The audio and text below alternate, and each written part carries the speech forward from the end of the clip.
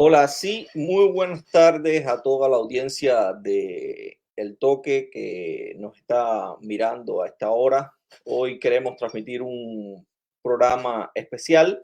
Será una transmisión regional, una transmisión que es para un público mucho más amplio que el público cubano y que pretende conversar sobre un tema que a los cubanos nos interesaría de forma indirecta, entre otras cosas porque vivimos en un sistema cuya opacidad es sistémica, un sistema donde la opacidad y la falta de transparencia no solo se extiende a el sistema de tribunales de justicia, que es lo que hoy vamos a estar conversando a raíz de un informe de la Alianza Regional para la Libertad de Expresión y Acceso a la Información, que es una alianza compuesta por más de una decena de organizaciones, 16 organizaciones para ser exacto, de todo el continente latinoamericano, y que realiza un informe todos los años para analizar el estado del acceso a la información. O sea, cada 2 años realiza un informe para analizar el estado del acceso a la información en la región, y el año que culminó, pues dedicó este informe a la situación de la transparencia y el acceso a la información en sede judicial.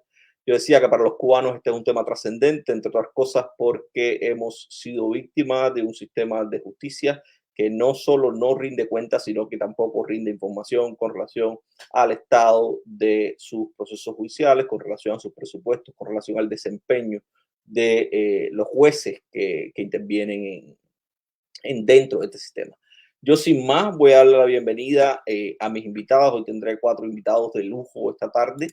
La primera es Daniela Uribarri, argentina, activista, mujer, estudiosa, todo lo que quieran ponerle por ahí para allá. Les debo los títulos porque creo que es una conversación entre amigos y lo que más impone no son los títulos, sino la calidad de la gente, ¿no?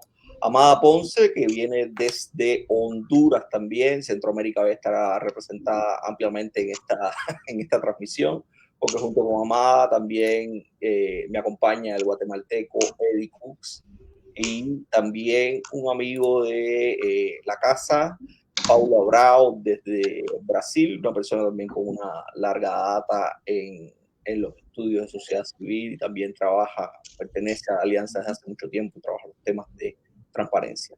Yo sin más les doy las buenas tardes a todos ustedes. Para mí es un placer compartir este intercambio esta tarde con ustedes, y estaremos hablando sobre todo de los resultados del informe, pero para no dar más muela, como decimos los cubanos, me gustaría preguntarle a Daniela 2 preguntas fundamentales. La primera, Dani, es ¿cuáles son los resultados más generales de este informe del que podemos continuar hablando durante la tarde? ¿Y cuál es la importancia de que la alianza dedique atención y coordine a sus miembros en función de ofrecer un informe regional en este sentido? Bueno, gracias. Vaya preguntas. La verdad es que los resultados que encontramos al intentar conocer cuál es el estado de la transparencia activa de los sistemas de justicia en la región fueron preocupantes y lamentables, muy. A punto tal que al informe lo llamamos opacidad en los sistemas de justicia. La región ha tenido algunos avances en materia de acceso a la información, pero esos avances fueron básicamente, y no son avances que estén logrados de aquí para siempre, pero digamos, fueron básicamente los logrados fueron en relación a los poderes ejecutivos, algún avance hubo en relación a los poderes legislativos y las asambleas legislativas, y prácticamente ninguno en relación a los sistemas de justicia. Ahora, ¿por qué es relevante estudiar los sistemas de justicia y por qué es relevante que ofrezcan información? El sistema de justicia tiene dos funciones, es el garante último de un montón de discusiones y de litigios y de tensiones y de conflictos sociales. Y entonces, quiénes y cómo deciden esos asuntos es fundamental para nosotros y nosotras. La ciudadanía tiene que poder saber sobre eso. Entonces, por un lado, es el garante último también del cumplimiento de las otras obligaciones de acceso a la información que tienen los poderes ejecutivos, legislativos, las empresas públicas y demás. Cuando no dan esa información, el Poder Ejecutivo es el último garante para ese reclamo, y por otro lado tienen la obligación de dar información sobre su funcionamiento, quiénes, cuándo, cómo hacen las cosas, para que podamos controlar desde la ciudadanía y conocer algunas cosas, pero también para que podamos acceder al sistema de justicia, por ejemplo, saber dónde quedan los tribunales, dónde se hace una denuncia, con quién hay que hablar, cómo lo puedo hacer por vía digital. Bueno, todo eso es información básica para acceder a la justicia. Entender quién es el juez, la jueza, la fiscalía que impulsa, eso es clave. Para poder entender la conflictividad social y entonces poder incidir y acompañar políticas públicas, soluciones o demás que se pudieran buscar. Digo, me llamo a silencio y le dejo lugar al rey. No, a mí me llamó la atención. Sí, No, Daniela. una cosa más que me olvidé y me preguntabas por qué era importante que los miembros de la alianza se pusieran a pensar en esto. Lo primero es decirte que los miembros de la alianza fueron quienes quisieron pensar en esto. La verdad es que todos los miembros, desde México hasta Argentina, pasando por Cuba, Ecuador, Honduras, todos estaban de acuerdo en que ahí había un problema. Y la verdad es que cuando nos pusimos a estudiar el tema, y Eddie lo puede contar tal vez un poco mejor, porque fue quien lideró el estudio, nos encontramos con la falta de antecedentes. O sea, hace 15 años que no se estudiaba el tema. No hay información sobre el estado de situación del acceso a la justicia, del acceso a la información en los sistemas de justicia. Hay una cosa que a mí me llamó la atención, sobre todo porque nosotros también participamos en la confección del informe y por supuesto los datos que se puedan robar desde Cuba son bastante previsibles, ¿no? En función de esto mismo que yo les decía. Lo que pasa es que cuando uno mira en perspectiva la situación del continente, pues también hay un llamado de atención para los cubanos que creemos que vivimos en una burbuja, en una situación excepcional, ¿no? Y en función de eso yo creo que es importante también el resultado del informe, en tanto esclarece que hay situaciones desde el punto de vista de la opacidad de los sistemas de justicia que no son propias de sistemas autoritarios, que no son propias de sistemas híbridos, sino que están bastante extendidas en la región y eso es una señal de alerta, ¿no? Yo creo que el informe en ese sentido pues es muy, muy llamativo. Yo te agradezco y me gustaría preguntar una cosa que para nosotros los cubanos es inaudita, pero que también fue un reflejo de los resultados del informe. Y me refiero al tema de los presupuestos. Para nosotros los cubanos que estudiamos el tema de la independencia judicial, sabemos que el tema de los presupuestos es indispensable o es uno de los elementos considerados internacionalmente para garantizar la independencia del Poder Judicial, ¿no? En tanto, no debería estar optado por un financiamiento determinado por alguna otra de las ramas del Estado, de los poderes del Estado. Eso en Cuba, vuelvo y repito, e insisto tanto en Cuba porque mayoritariamente estamos ante una audiencia, este será un programa que será visto por una audiencia mayoritariamente cubana y me disculpan del resto de los colegas latinoamericanos que pueden estar viendo la transmisión también y puedan pensar que es un poco pesado la insistencia en el tema cubano, pero más que nada lo que intento es recrear el panorama, ¿no? Y les decía que para nosotros los cubanos eso es trascendente porque primero los cubanos ni tan siquiera sabemos con qué presupuesto cuentan los tribunales cubanos. Sabemos que hay una ley del presupuesto que asigna ciertas y determinadas partidas y sabemos que es un presupuesto que se asigna de forma centralizada porque la concepción del poder es una concepción monolítica del poder. Y entonces cuando nos empiezan a hablar de presupuestos, cuando nos empiezan a hablar de dinero con relación a la independencia judicial, es lo último en lo que pensamos, porque realmente tenemos otras muchas más cosas que preocuparnos con relación a la influencia política en las decisiones de los jueces que el presupuesto. Pero yo pregunto, Eddie, porque uno de los resultados que más me llamó la atención con relación al informe fue también este tema de la falta de publicación de datos con relación a salarios tanto de jueces como de personal que trabaja para los sistemas de justicia. Te pregunto, ¿cuál es el estado general de esa situación en la región y por qué crees tú que sería importante para la ciudadanía tener acceso a datos como este? Porque yo recuerdo un debate que se generó hace muy poco, que también fue fomentado por el actual gobierno mexicano con relación a los salarios de los magistrados de la Corte Suprema de Justicia a partir de la limitación que impuso Andrés Manuel López Obrador de que nadie podía ganar más que el presidente, ¿no?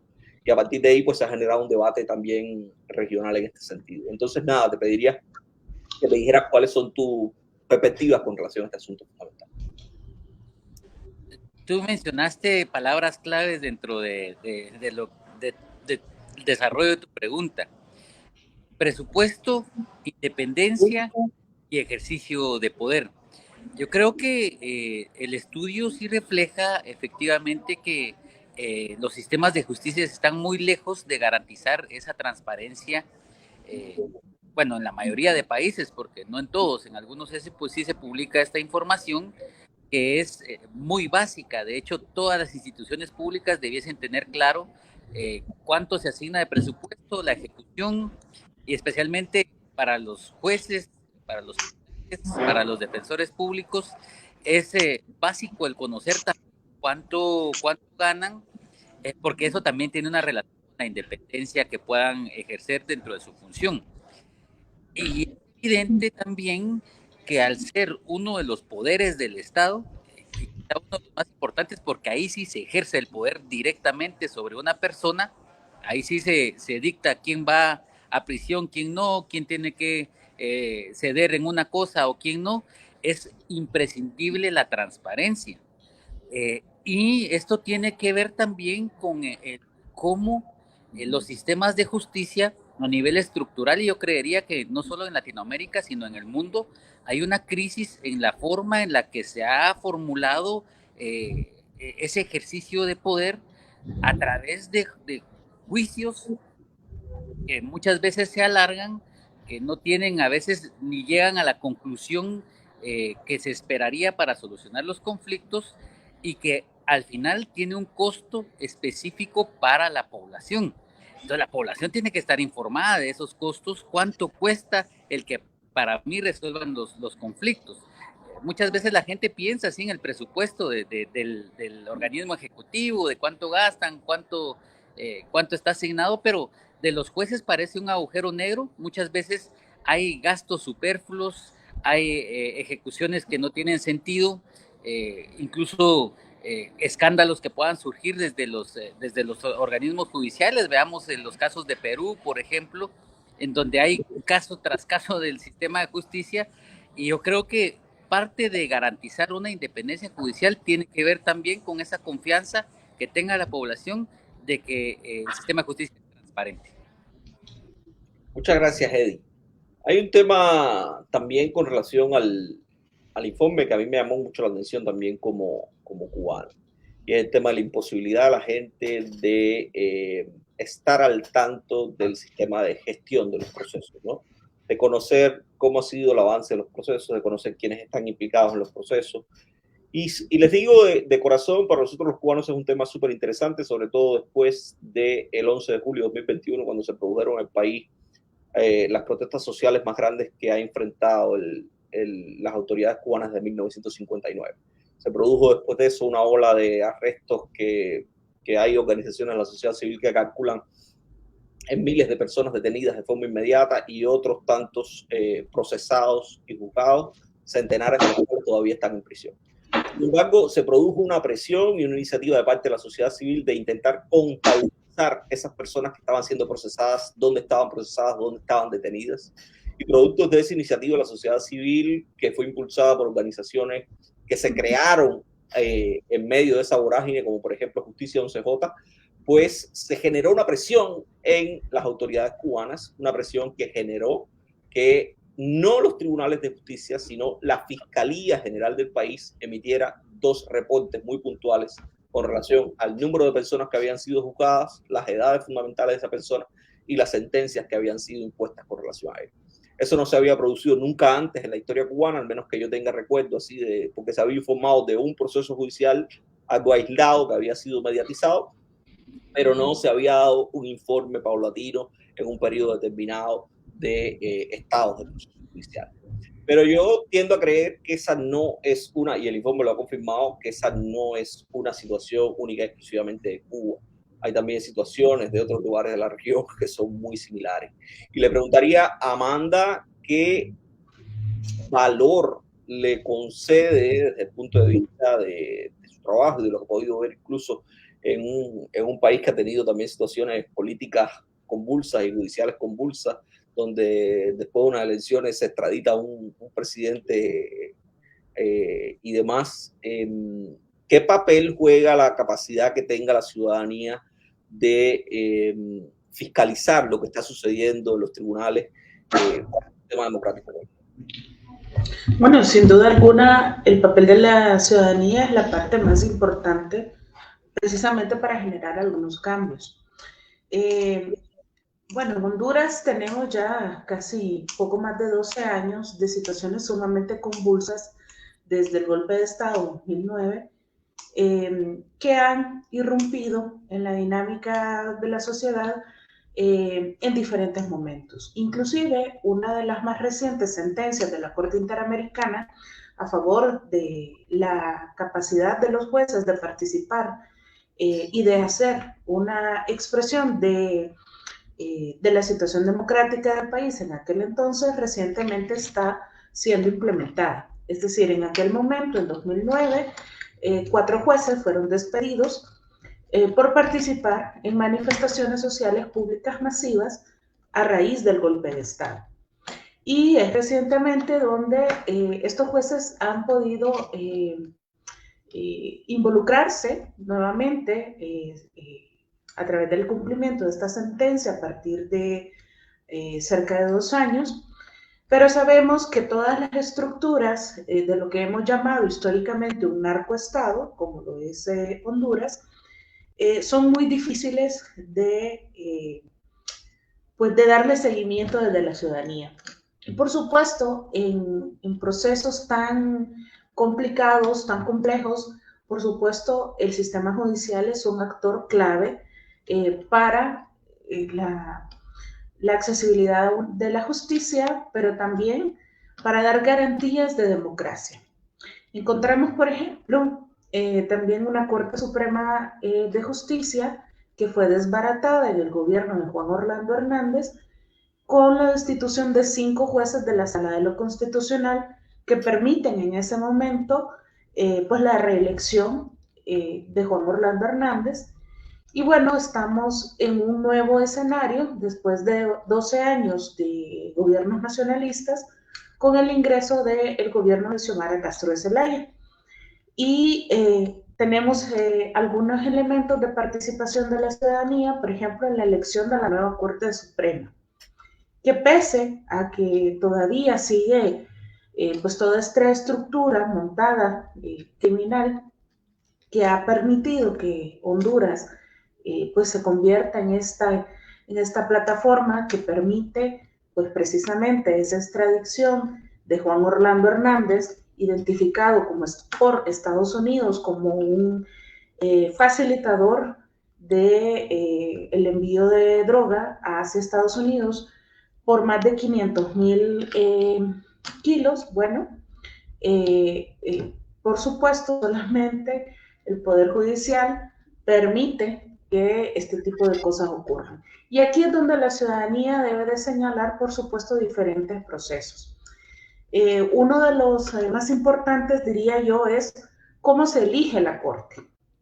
CELIBRE tuvo la participación en esta, como parte de la representación de sociedad civil de esta nueva Corte Suprema, y bueno, con muchísimos retos, con presiones políticas, con presiones desde la empresa privada, porque claro, ahí en la Corte Suprema se decide muchísimas cosas alrededor del país, ¿no? O sea, los grandes casos de corrupción, de crimen organizado, de violencia, están ahí y son claves para el ejercicio democrático de cualquier país.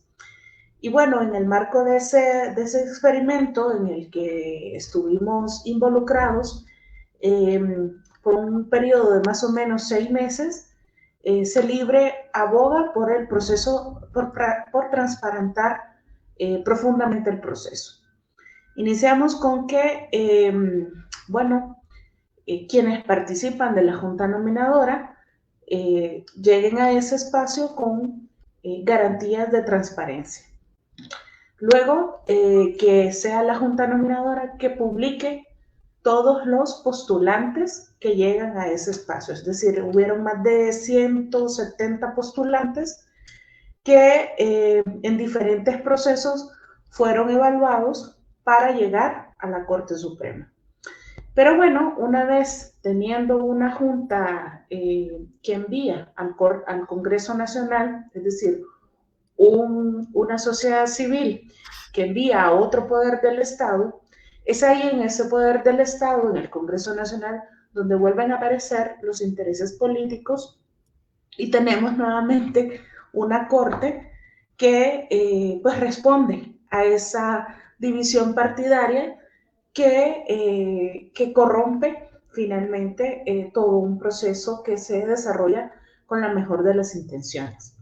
Y bueno, ahí es fundamental cómo sociedad civil puede presionar hacia sus autoridades y puede demandar permanentemente y señalando permanentemente este tipo de acciones. Pablo, hay un tema que Amada ha traído a colación y que me parece muy válido y del que tanto tú como Eddie puedan dar cuenta, pero voy contigo a los efectos de que no nos ha compartido nada todavía. Y es el tema de la evaluación del desempeño de los jueces y de la capacidad que tienen también de hacer cosas básicamente desde la opacidad también de los propios regímenes judiciales. Te pregunto a ti en lo particular porque eres brasileño y Brasil ha estado también en el centro de ciertas y determinadas ciertas y determinadas discusiones con relación al papel de algunos jueces fundamentales.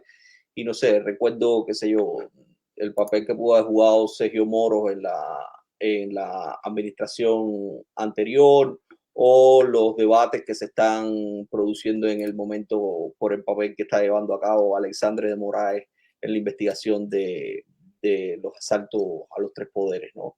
Poniendo dos ejemplos así muy ilustrativos que me vienen a la mente en este minuto sobre actuaciones judiciales que han sido puestas en tela de juicio a partir de un debate político, ¿no? Y sabemos que también parte de la independencia judicial es que los jueces puedan tomar decisiones sin que eso les cueste su puesto, sin que eso les cueste su asiento, pero también es indispensable que eso no se produzca a oscuras, ¿no? Sino que se produzca una mínima rendición de cuentas en cuanto al desempeño de los jueces y a la evaluación de los jueces en su labor.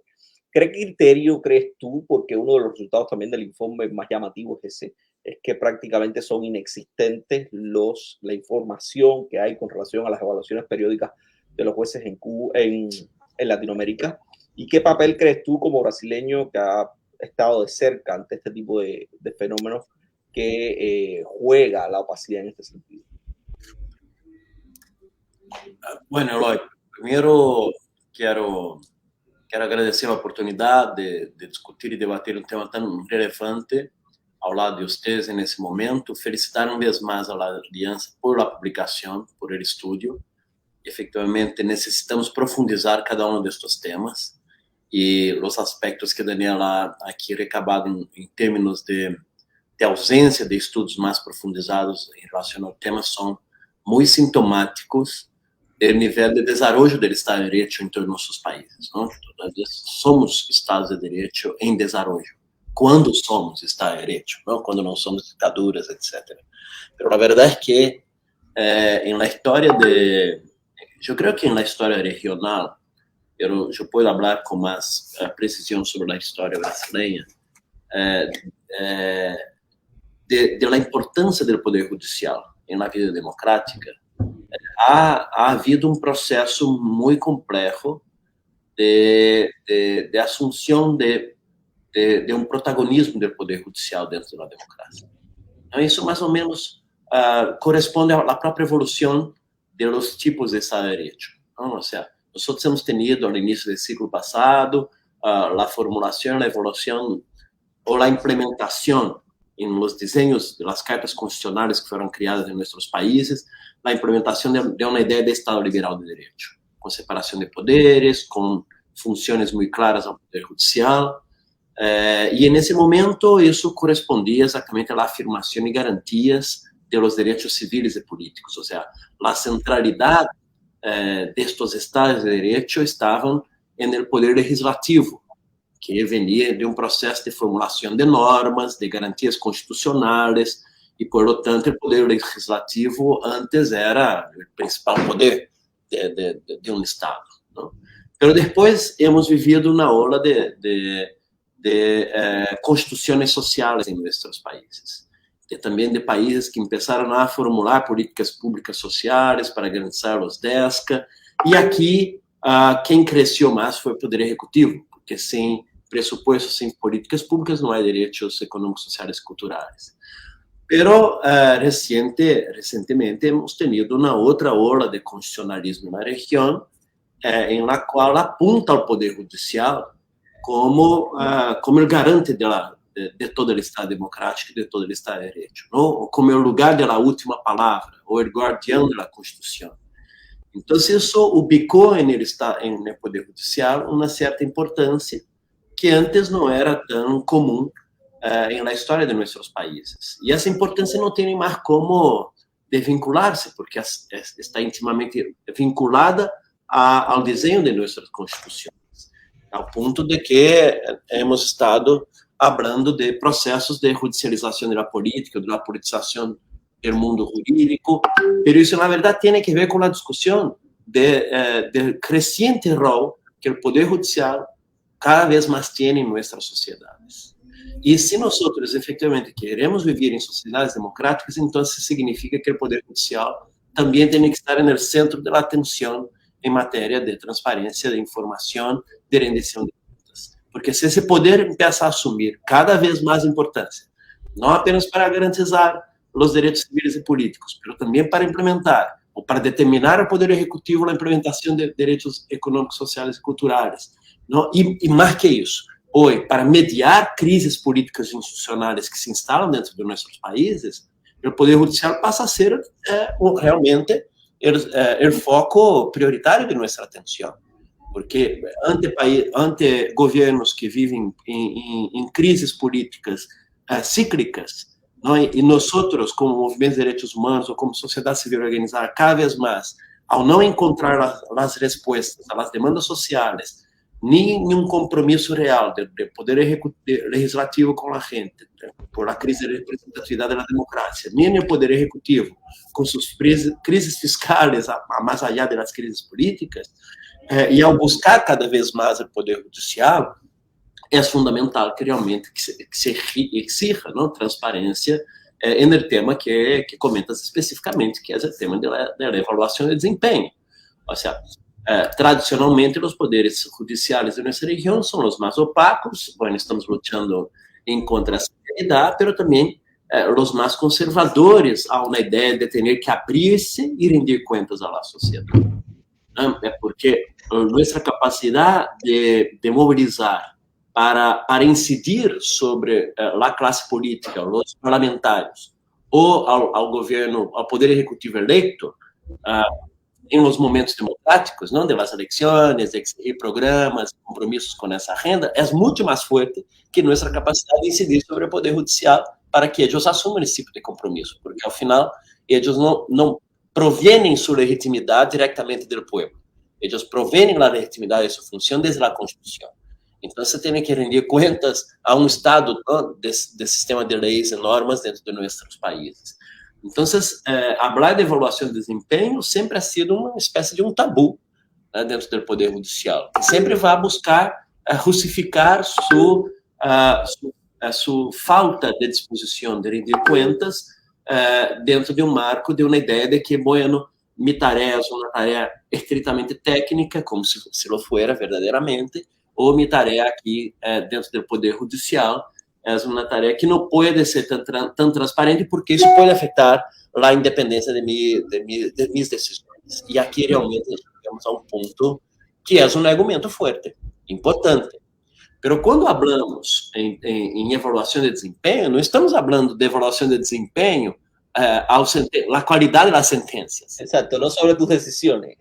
Não, ou seja, sim, compromisso de alcançar metas institucionais, de melhorar o funcionamento, de ampliar o acesso à justiça, não, de identificar se efetivamente como vai o equilíbrio da prestação jurisdicional dentro do território nacional. Não, o Brasil é país continental, então nós temos mega estruturas judiciais em grandes estados e a ausência dessas estruturas em cidades pequenas, mais lejanas, na Amazônia. Então, como se dá o equilíbrio da prestação jurisdicional dentro do país? Como está o equilíbrio da distribuição das causas? E também a importância de cada uma dessas causas, não? E Eloy comenta dos disfuncionalidades desse processo, que é a indeseável la indeseable utilización del Poder Judicial para fines políticos.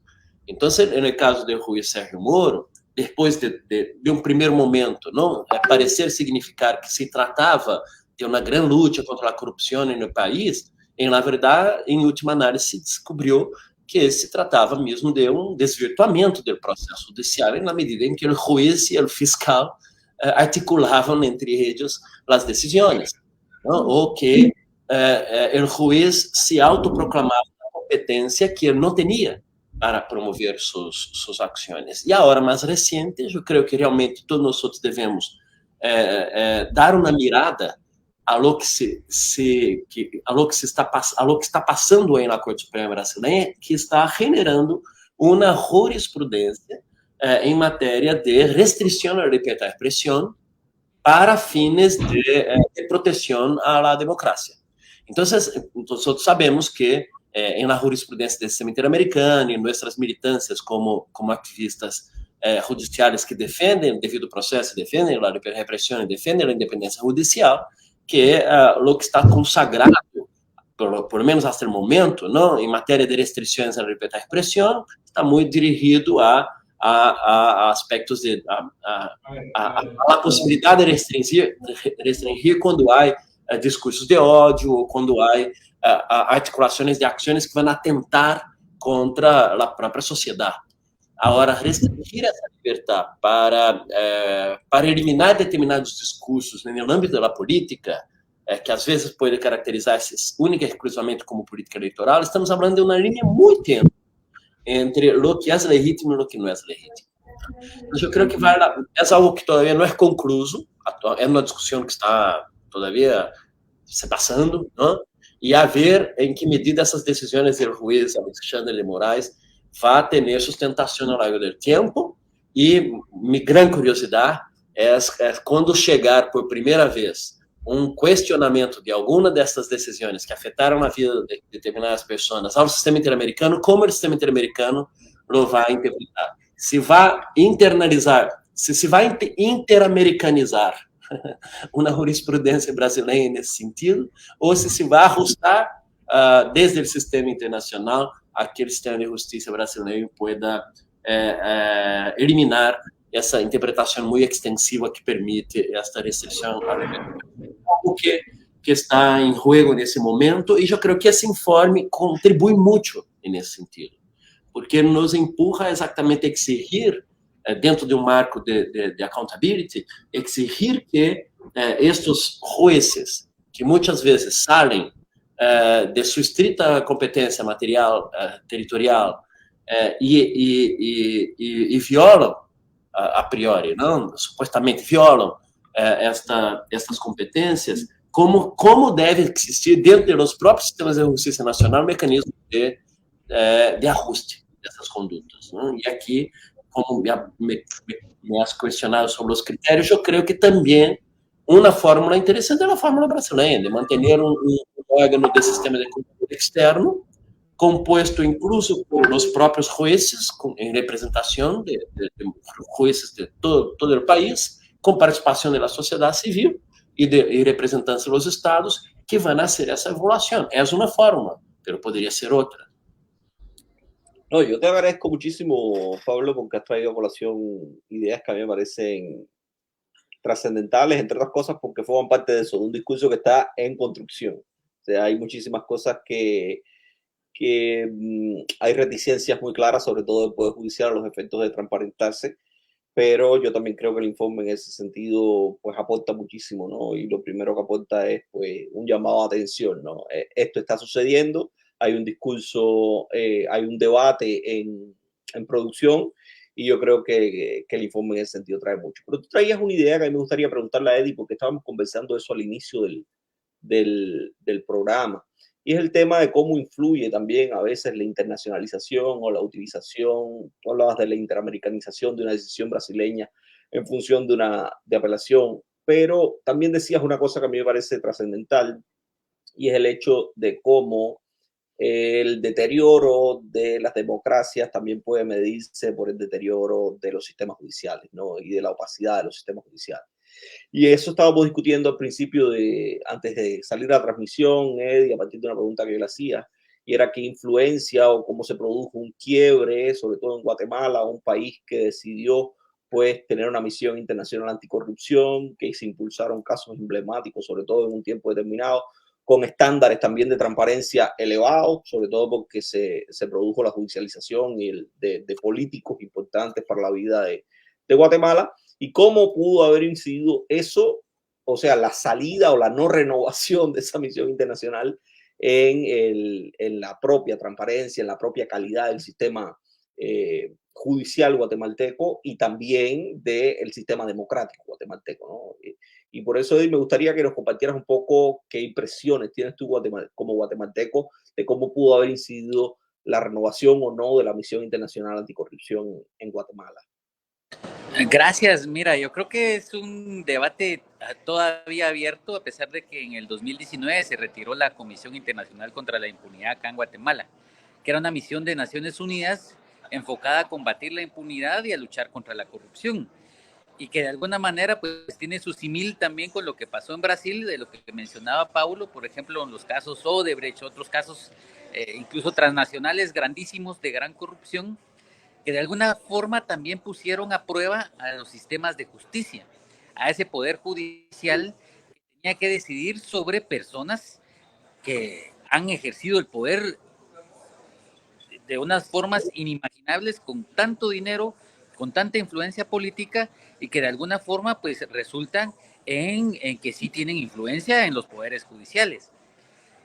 Sí se investigaron los casos, se llevaron casos de gran corrupción contra expresidentes, diputados, etcétera, toda una fauna ahí de políticos, y el resultado fue que se aglutinaron estos personajes en una red político-económica que se les conoce así técnicamente, en la que unieron fuerzas, expulsaron a esta misión internacional, y ahora resulta un giro de 180 grados, porque lejos de avanzar en la lucha contra la corrupción, en la protección de derechos humanos, ahora se da una persecución sistemática en contra de los activistas anticorrupción, primero los operadores de justicia, y ahora en los últimos meses, estamos atravesando un periodo electoral este año, incluso en junio son las elecciones generales, pues se ha arreciado el ataque en contra de activistas de derechos humanos y en contra de periodistas.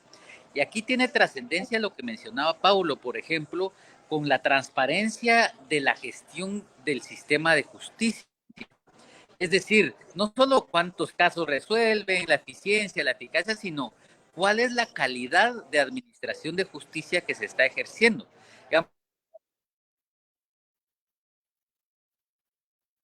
Perdimos a Eddie por un segundo.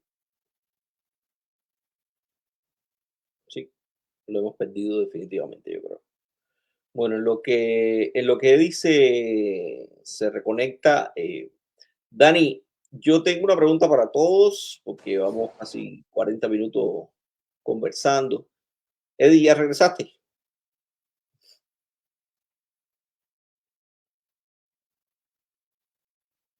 Regresó y se nos fue.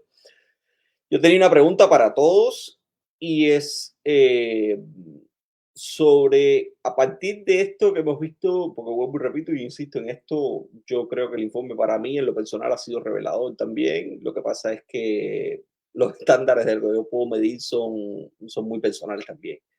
Pero bueno, ya Eddie está de vuelta. Eddie, termina tu idea, hermano. Adelante.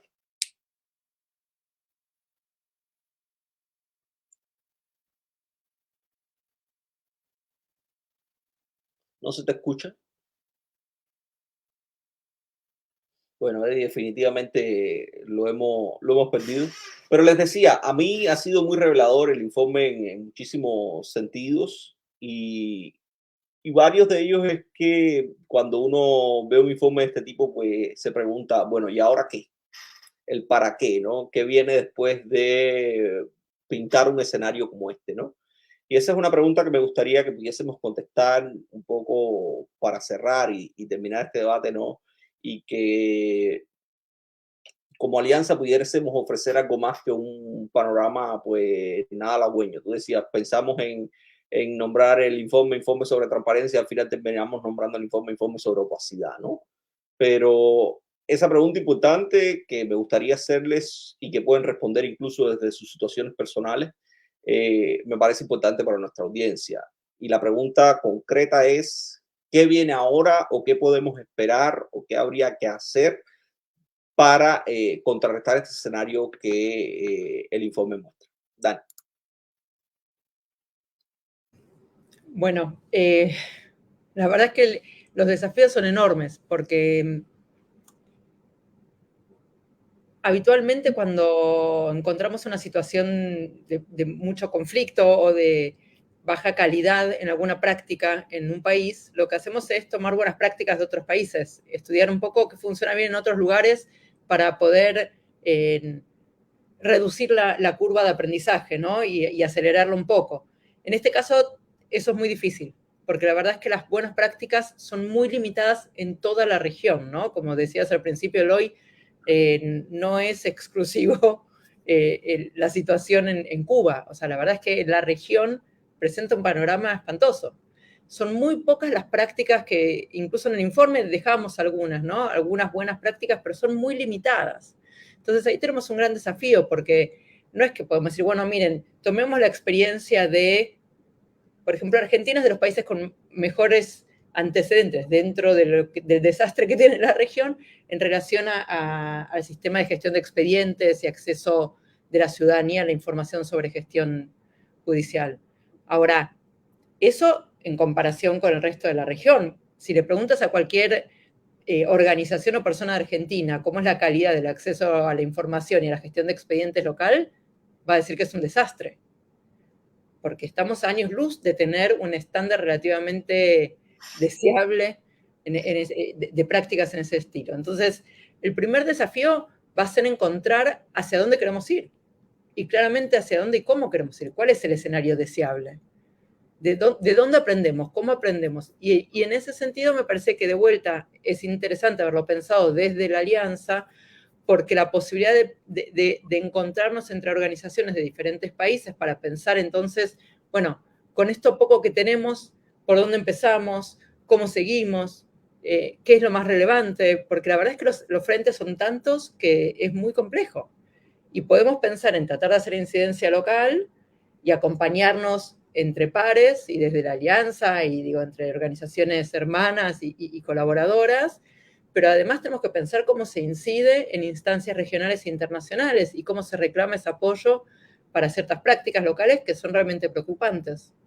Entonces, el desafío la verdad es que es muy grande en toda la región. Amada.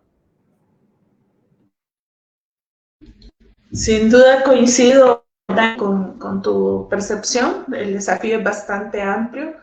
Particularmente en Honduras diría que es un proceso de toma de conciencia tanto de las organizaciones, especialmente de la ciudadanía, pero también de los mismos operadores de justicia. Recordamos hace unos par de años una sentencia que emitió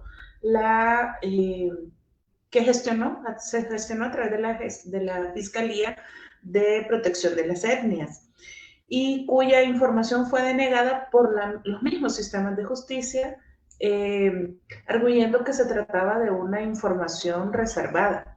Es decir, dentro de los mismos operadores de justicia existe una necesidad de mantener la opacidad alrededor de nuestro sistema.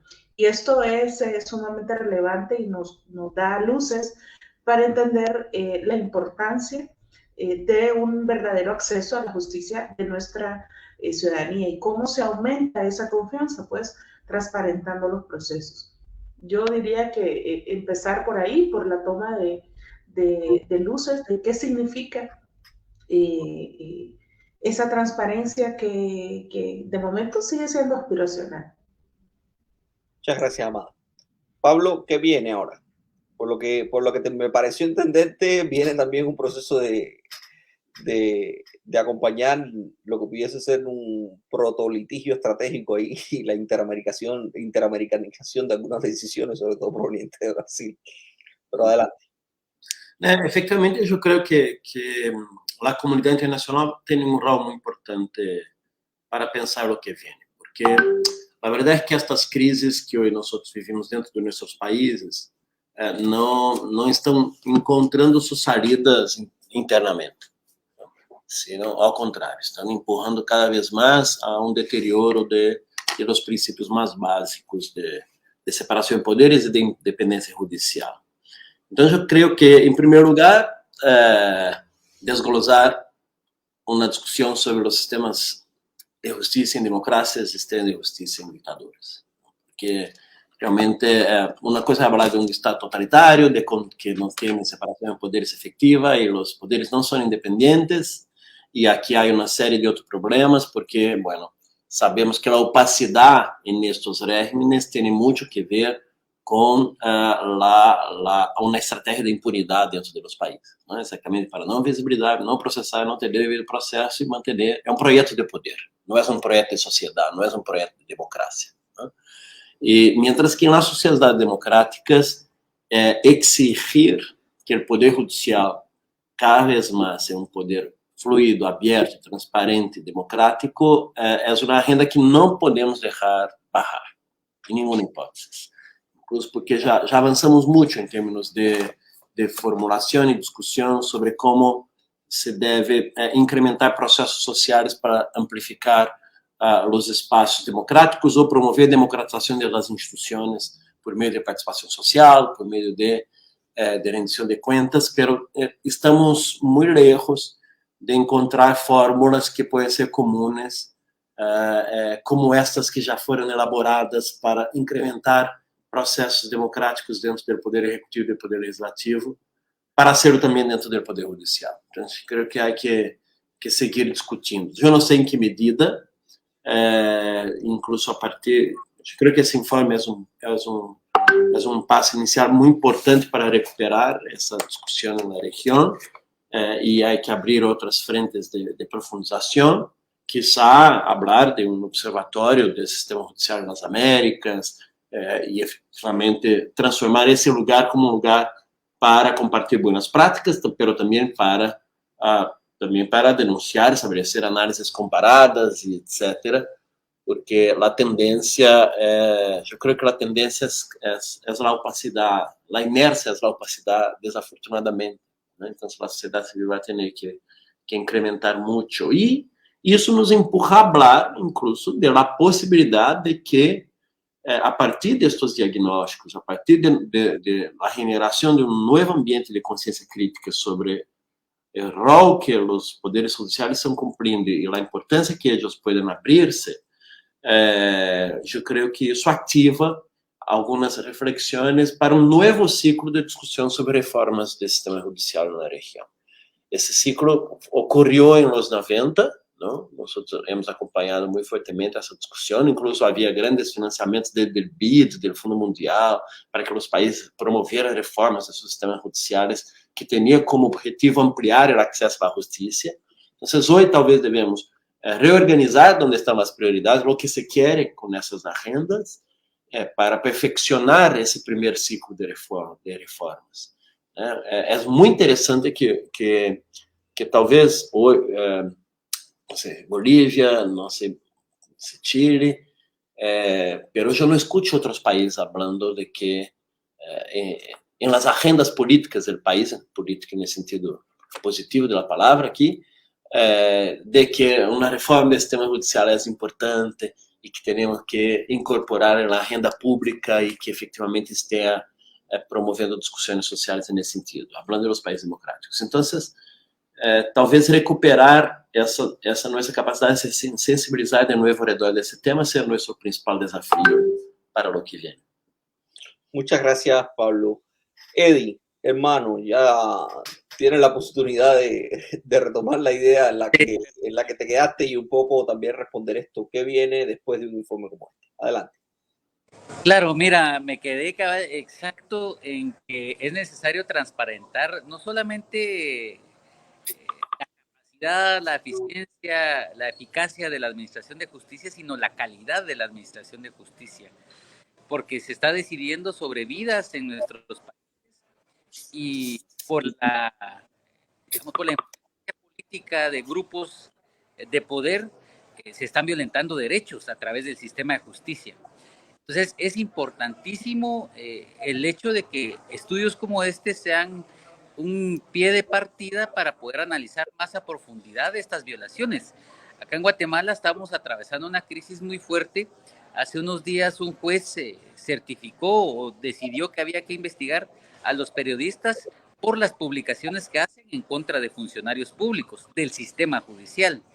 Esa es una gran violación a todos los principios internacionales de derechos humanos, de libertad de expresión, y acá la Constitución, que también pues plantea una línea muy delgada en lo que es un Estado de Derecho y lo que resulta un Estado autocrático, y que por esa misma opacidad del sistema de justicia no permite conocer las mismas sentencias. El estudio fue claro en indicar, por ejemplo, que no se publican las sentencias, y eso, y las resoluciones de trámite, que ahí es donde se dan más las violaciones de derechos humanos. Entonces, la criminalización y otros tipos de fenómenos que creo que es necesario analizar. Estoy de acuerdo con Paulo cuando dice, bueno, un observatorio internacional podría plantear una forma en la que se pueda buscar transparencia, digamos, el solicitar esos datos, analizarlos, el publicarlos.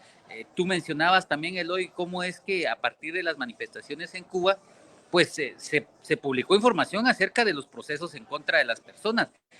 Creo que eso es necesario en todos los países. Hay que buscar, obviamente, con sus matices. A veces nosotros estamos en crisis constantes y no vemos a nuestros vecinos que también están en situaciones similares. Yo creo que aglutinar y sistematizar ese tipo de información es necesario.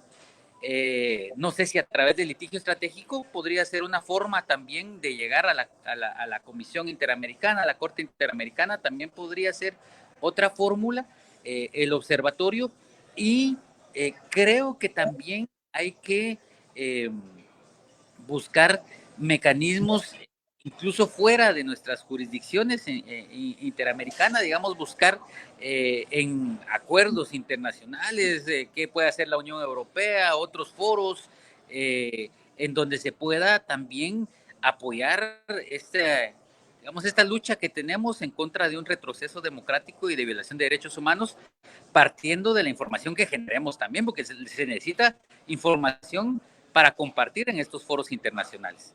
Creo que por ahí iría, digamos, los próximos pasos que puedan darse a partir de este informe.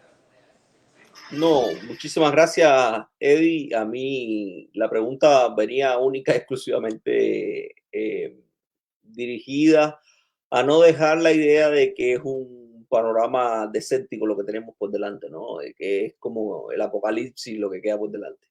Yo creo que una de las bondades de un informe como este es las mismas que puede generar un diagnóstico de una enfermedad tratable, ¿no?